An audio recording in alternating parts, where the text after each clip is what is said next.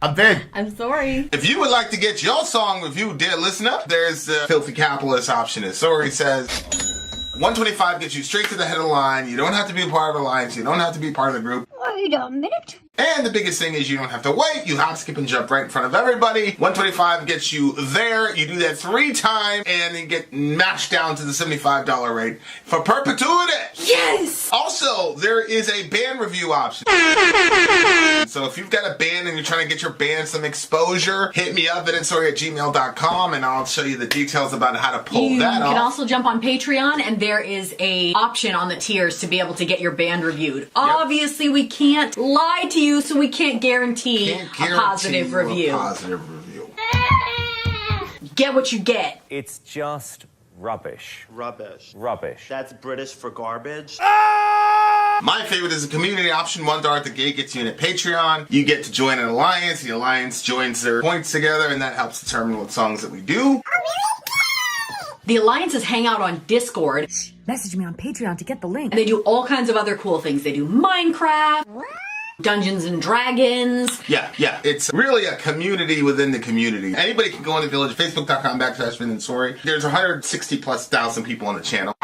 What's cool about the Discord is that it offers a real opportunity for community connection, friendship, that type of thing. And it's on Discord, so if you're not a Facebook person, it's for you. You start off at $1. Right. Plus you get exclusives. Sori and I are working on a song.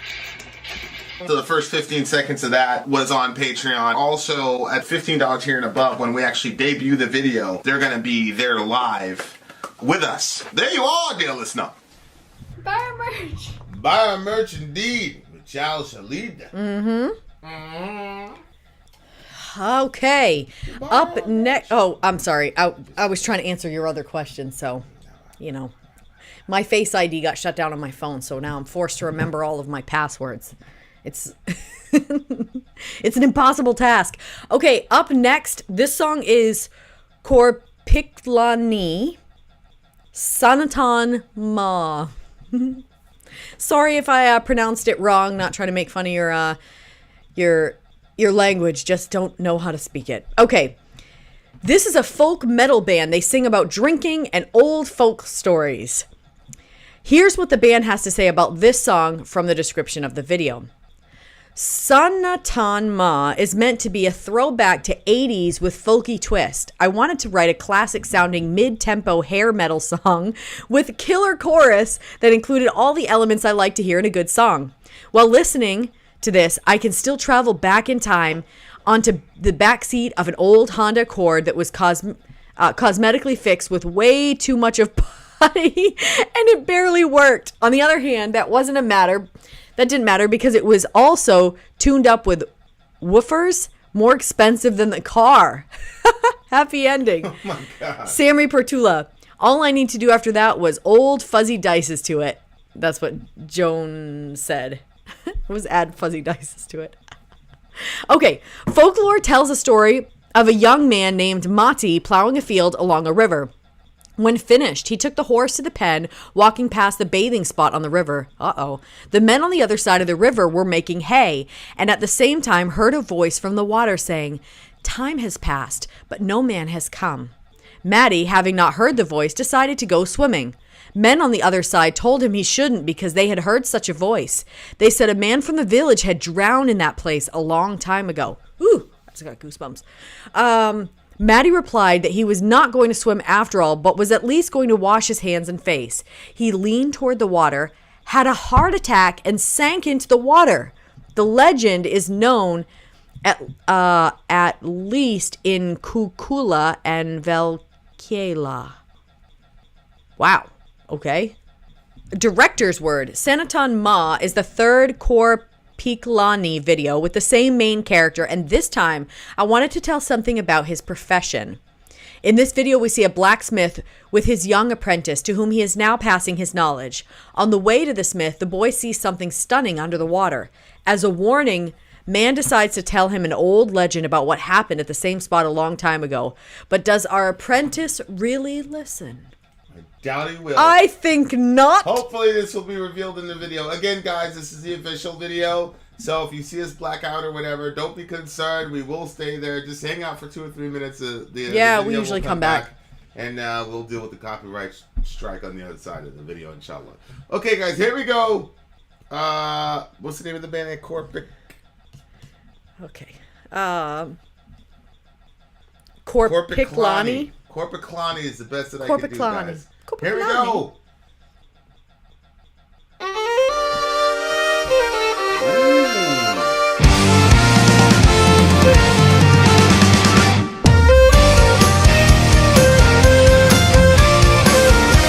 Okay, there he is.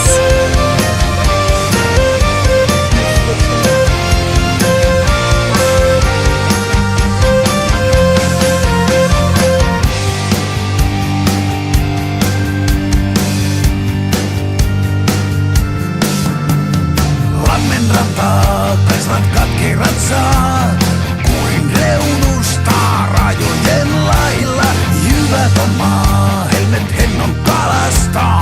Hyvinä jalkoja vasten päivän mailla, avuton on kutsuttuna missä. Ei vesi kuivu pauhaven pelissä, on sanaton maa. Aika joutunut on vaan, ei miestä kuulu, sanoo kuin vesi äänellään. Aika joutunut on vaan, ei miestä kuulu, on sanaton maa. Painuvat pajut rammoilla avainöljyvuoden käyneitä kumartamaan. Tänäänkö tuulet kannoille jäävät tyvenen lailla tahtonsa unohtamaan?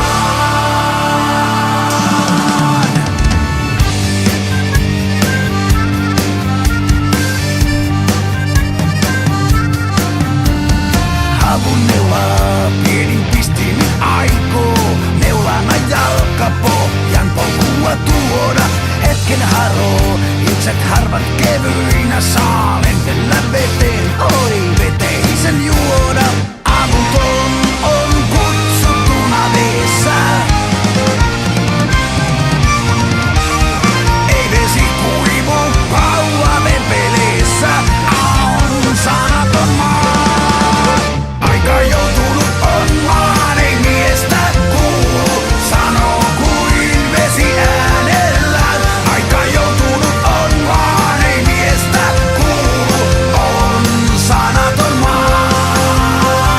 Painuvat pajut rammoilla avainöljyvuoden käyneitä kumartamaan. Tänäänkö tuulet kannoille jäävät tyvenen lailla tahtonsa unohtamaan?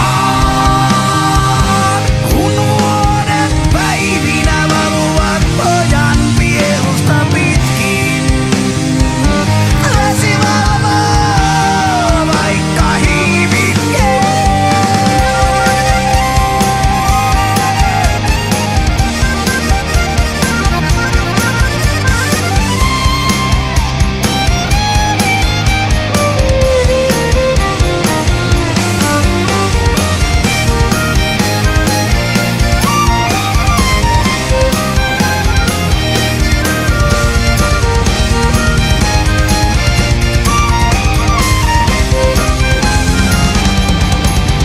Aika joutunut on vaan, ei miestä kuulu.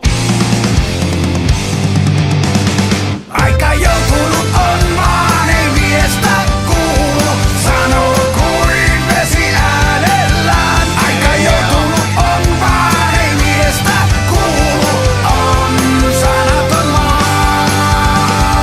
Painuvat pajut rannoilla avainöljyvuoden käyneitä kumartamaan. Tänäänkö tuulet kannoille jäävät tyvenen lailla tahtonsa unohtamaan?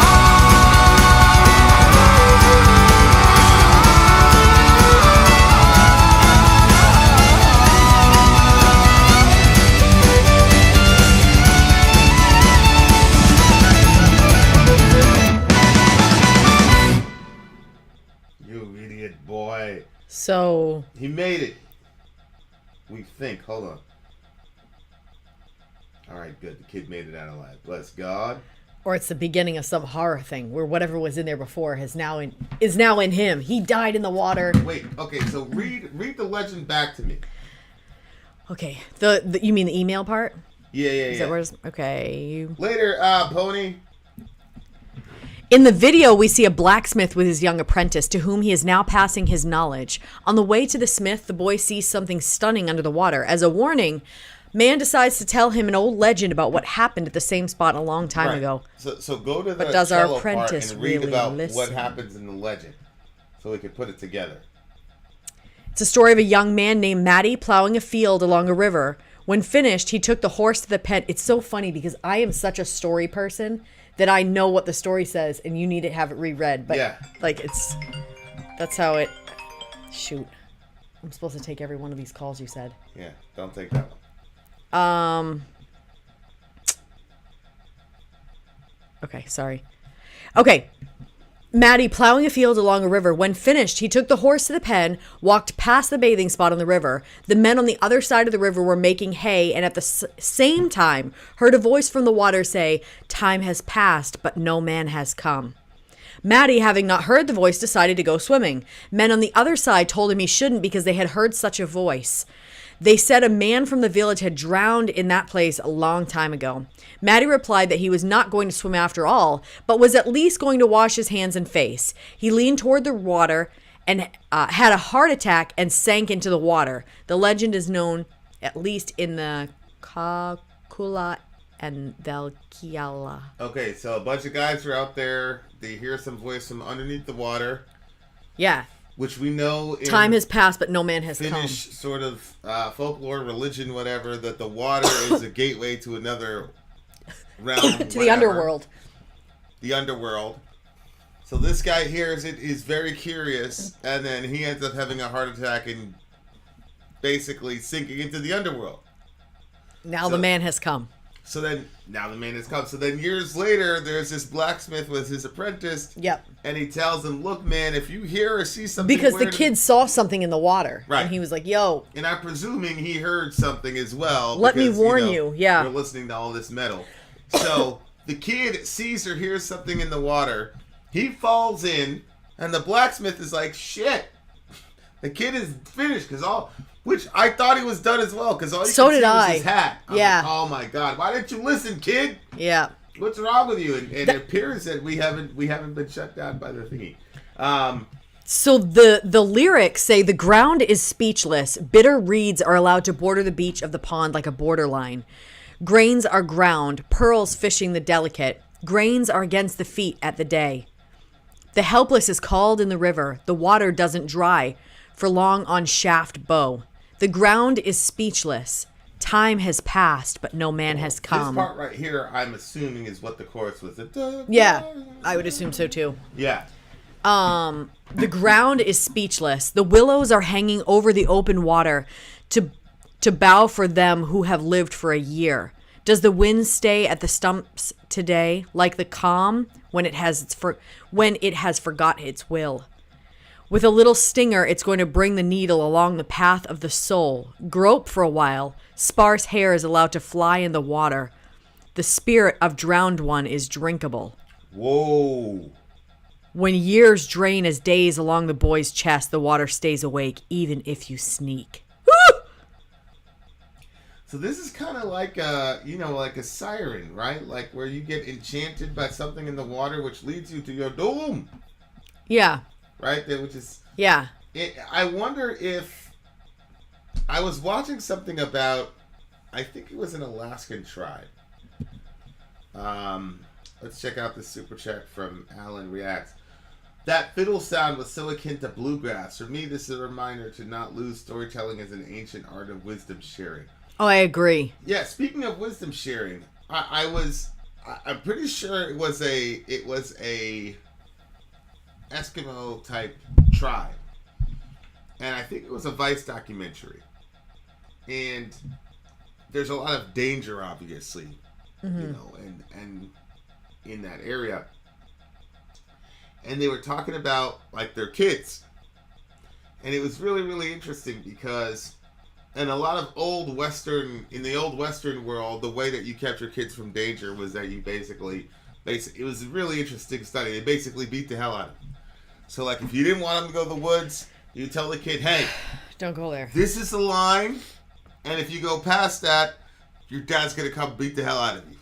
Like, that's the traditional way of how to keep kids away from danger.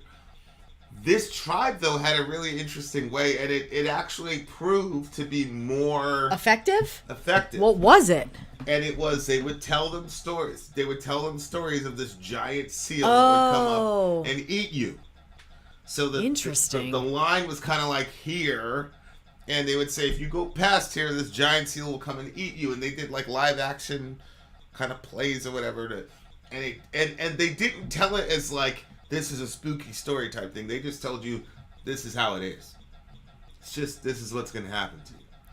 That's course, interesting. when And they then get- if a kid does get close and does drown, then they say You never get seen or heard from again, the then seal everybody won't hurt you. understands Yeah, why. And yeah. it was Wow. extremely effective. that's. And so, like, I need to create some of those stories. Of course, when the kid gets like, I think it's like 16 or 17 or whatever, they have to go hunting. They go with their dad past the barrier, and then it's weird because they never said that the kid, now teenage boy, which probably a man in that tribe, it doesn't say they come to the realization like, oh, this is all bullshit. It doesn't say that. It just says, basically, the adults basically say, you know, it kept us alive, and it's part of our culture now. So we're gonna tell the stories of our you know. People. Yeah, that's really interesting. And you know, now that I'm old enough, you know, you have a bow and a staff or whatever. So if there was to be some giant monster, they basically said, we're a hunting party, we can handle it. But they would never say that the story wasn't true. Mm-hmm.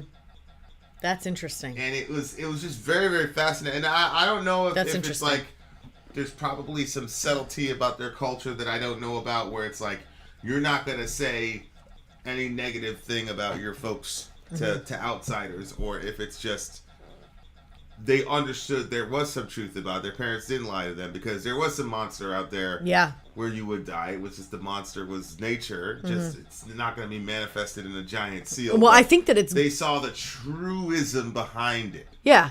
Yeah. I mean, I think that it's good because when you tell your kid, don't go by the water, you could drown, then they think that they can make up the lines of, well, how far, you know, because they look at the water and they say, well, it's shallow on the edge. I'm not going to drown there, so there's no danger there. So let me go there. And then, well, I'm not going to drown if I'm up to my waist. You know, like they make their own whatever. So if you have a situation where you're saying, look, if you even get close to the water, the seal's going to come out and drag you in. It's going to keep them farther away from slipping in. Yeah, I think it was the Inuit people, actually. It might have been Inuit. For sure. I'm not sure. But it could be. But yeah, so like, that's what he was saying about, you know, ancient wisdom sharing and all the rest of it. You know, maybe that story, that legend or whatever came about because Parents are trying to protect their kids. parents trying to protect their kids, and then, you know, the thing takes a life of its own, and it's such a staple of your culture. Or maybe there's something about the geography of that area where you get too close to the water at the wrong time, you're going to be in a lot of trouble. Like, who knows? Like, I don't know, but it's just very interesting how those stories, and that's why, like, I'm kind of like realigning, like, what is reality, what is real, what is true. I know. And it's again, if you say, okay, this line is where this sea creature or this creature comes, like, it's a creature from the water, and the greatest thing that they're worried about with their kids is a kid drowning. And so if they personify their fear, the power of the water, as a giant sea creature that's going to come up and snatch them so that they get separated from their parents. No, that is not happening. But there is something powerful in the water, namely the water itself, that will snatch you from your parents forever. And in that sense, the parable, the whatever, the mythology is real. Right. And it's true. Yeah.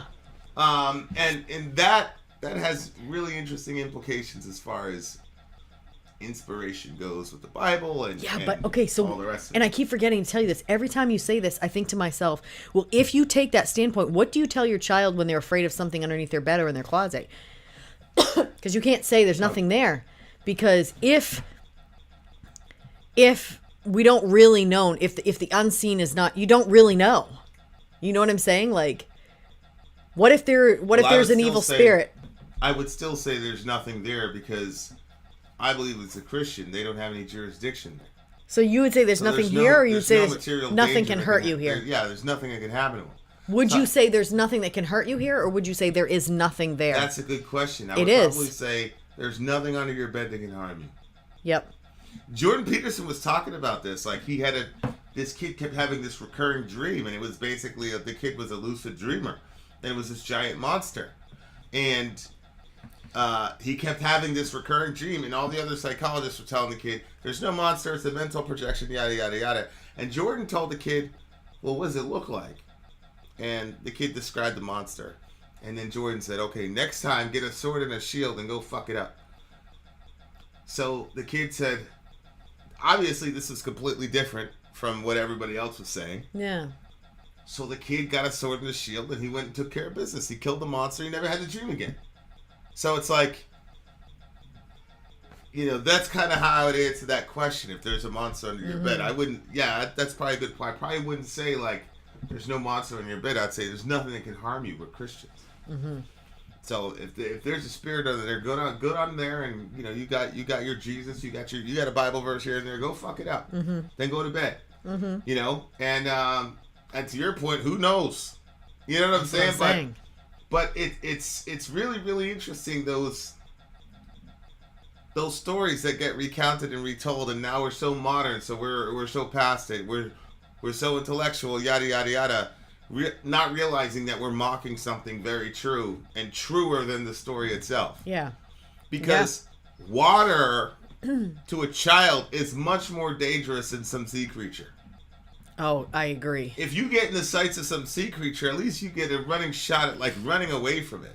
But if you get stuck in the water as a little kid, especially in freezing temperatures, you're done. So the water is actually more dangerous than some giant... They said it takes 20 seconds for a kid to drown. 20 seconds? Yeah. So the water's way more dangerous. So that's what I'm saying. It's like the story is actually not as true as the reality. Mm-hmm. The monster is not as bad as the actual real thing. So even if the Bible's speaking allegorically about whatever you want to say it, whatever it is more true than what we perceive it to be, is my point. Zombie Holic said, my mom always told me not to go too deep in the water, or the Ogo Pogo would get you. I did listen. What's an Ogo Pogo? There it is. There it is. There it is. And as Phil Black says, the water itself can be dangerous, especially if you get caught in the current. But a little kid doesn't understand that. You don't know. Okay. Drink water, you take a bath in water. Yeah. You're like, how could this thing hurt me? Yeah. I actually think it's helpful because, so my parents, we always grew up with a pool. So my parents were always like putting that fear of water into us. Yeah. And, I don't actually think it was healthy for me because I was very scared of drowning. And so when we would go to different water events, I was always so like, the same thing with, telling your kid not to talk to strangers and stuff. You want some of that? Oh, we're good. You want? It's not super cold. It's an Indian Loch Ness Monster equivalent. Okay. Because Canadian Loch Ness Monster equivalent. Sorry. So I kind of like that idea where you're saying, like, wherever the danger is for the kid, like, if you have a pond by your house, then you say, that's where that thing resides, so then when they go swimming and you bring them swimming, they don't have to be afraid of all water. It's just... Right. But you need them to understand. As you get older, negotiating the difference between drinking water, bath water, swimming water, how water can give you life and kill you. The same substance can give you life and kill you. We're made up of mostly water. When you're a kid, those nuances that are kind of obvious to you as an adult are not as obvious to you. Mm-hmm. Things are just in blocks. Yep. And you don't start playing with Legos until you're 10, 11, 12. Mm-hmm. Like the real intricate kind of level. With it. So I thought those people were so brilliant. I was like, they're so brilliant. And thanks for the super chat. They're not lying. Like, That makes hella sense. Shout out to Alan. Yep. Fascinating. Jordan Peterson was basically guiding his child to become his own hero in a consciousness level, I think. Yeah. Yeah, and it's, one of his big things is you have to prepare the kid for adversity.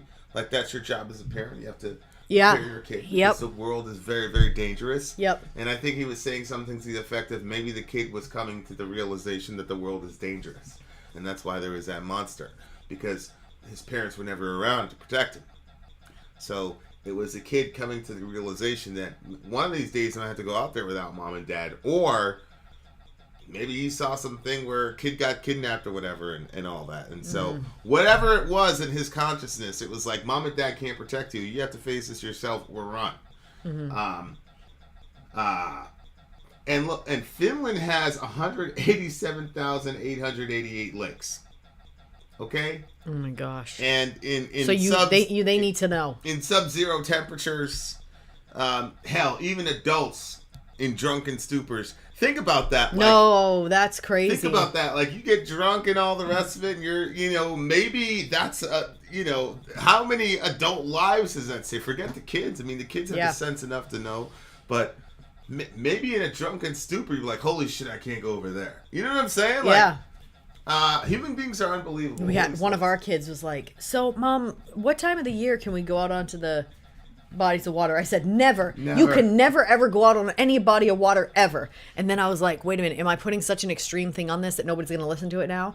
So I said, the only time that you can do that is where there's something established, like there's a business that is running like an ice shack where you're going to go ice fishing and stuff. Like, they're testing that, they're making sure that it's thick. I mean, I don't specialize in that. I just know it's a friggin' river, and if you break through, the river's going to keep taking you, and you're stuck underneath that water, unable to come up. And I was telling them this information, and I just didn't feel like that they had that same panic look on their face like I wanted to see. Maybe I should have told them about some monster. I got caught in the current before I went down 200 yards before I could swim the 10 feet to shore. Ugh. And then this one. Down? Like deep? Or you went down river? Yeah, you probably went down river and then you had to... I'm indigenous, so I was told many stories similar to this about water. The movie Jaws finished my fear. I only saw a little bit of Jaws. That'll do it. And then Black Satan says, I'm afraid of water, especially that I almost drowned in my Mustang 3 days before my birthday. I know. Remember we saw those pictures? Yeah. Of her Mustang? Yeah. He was crazy. 200 yards downriver. Where did you get the song?